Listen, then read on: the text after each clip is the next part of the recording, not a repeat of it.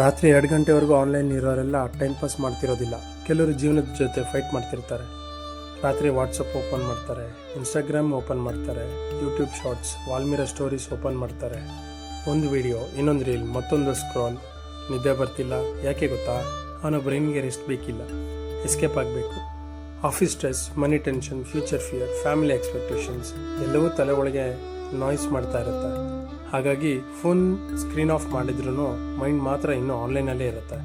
ಕೊನೆಗೆ ಕಣ್ಣು ಮುಚ್ತಾನೆ, ಆದರೆ ನಾಳೆ ಮತ್ತೆ ಅದೇ ಲೈಫ್ ಅನ್ನೋ ಥಾಟ್ ನಿದ್ರೆಯನ್ನೇ ಕದ್ಬಿಡುತ್ತೆ. ಕೆಲವರು ಲೇಟಾಗಿ ಮಲಗೋದು ಸ್ಲೀಪ್ ಬರಲಿಲ್ಲ ಅಂತ ಅಲ್ಲ, ರಿಯಾಲಿಟಿ ಎದುರಿಸಲು ಮನಸ್ಸೇ ಸಿದ್ಧ ಇರೋದಿಲ್ಲ. The darkest nights are often silent battles that nobody else can see. ಈ ರಾತ್ರಿ ನಿಮಗೂ ಹೀಗೆ ಕಳೆದಿದೆಯಾ? ಹಾಗಿದ್ರೆ ನೀವು ಒಬ್ಬರಲ್ಲ.